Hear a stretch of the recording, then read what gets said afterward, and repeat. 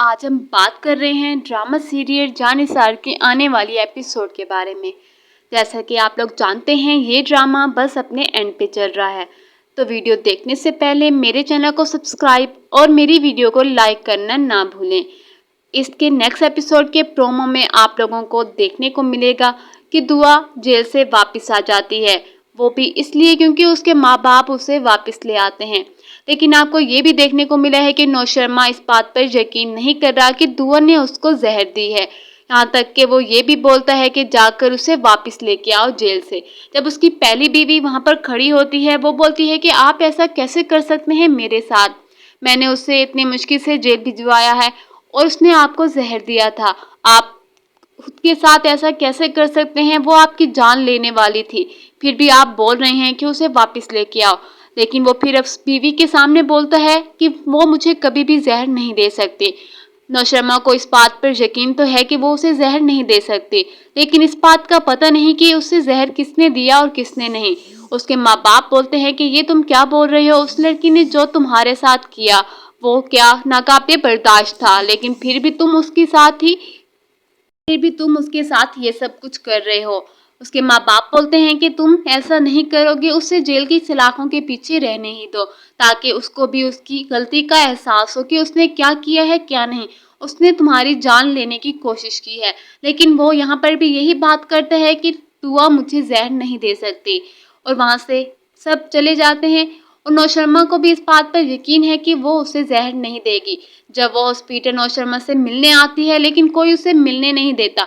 वो उनकी मिन्नतें करती है कि मैं बस उन्हें देख के वापस चली जाऊंगी, मुझे बस उन्हें देखना है, लेकिन फिर भी वो उसकी कोई बात नहीं सुनते। नौ शर्मा घर वापस चला जाता है। वहाँ पर उसकी पहली बीवी बोलती है कि जब तक आपकी तबीयत खराब है मैं इस रूम में रह जाती हूँ, लेकिन नौ शर्मा उसकी तरफ इस तरह से देखता है कि वो नहीं चाहता कि वो इस रूम में रहे।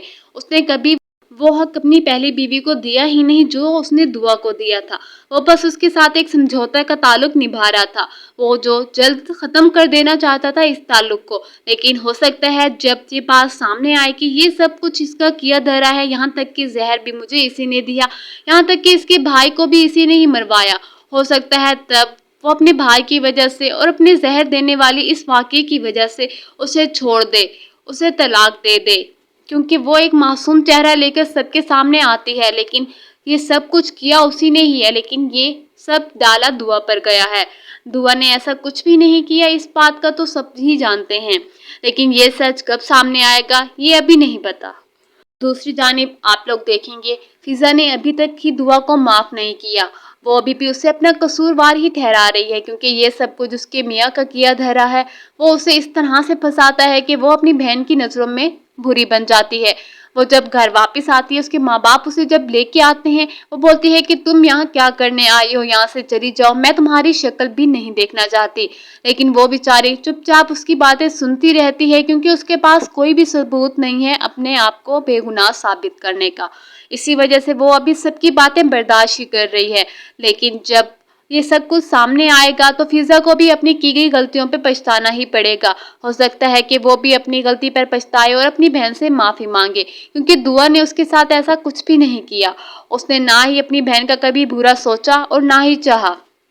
लेकिन फिजा उससे इतना कुछ बोलती है कि मेरे नज़रों से दूर हो जाओ, मैं तुमसे कोई भी ताल्लुक नहीं रखना चाहती, मेरे सामने अपनी शक्ल लेके ना आया करो, ना ही मुझे तुम्हारी माफ़ी की ज़रूरत है, मुझसे दूर रहा करो, तुम्हारा इसी में ही भला है। वो सब कुछ अपने बच्चे की वजह से भी करती है, क्योंकि दुआ एक अच्छे ख़ानदान से ताल्लुक़ रखती है, क्योंकि उसे ये लगता है कि उसका बच्चा इस दुनिया में एक अच्छा मुस्तकबिल लेकर आएगा। लेकिन मेरे बच्चे के पास उसके बाप का सर का साया भी नहीं है।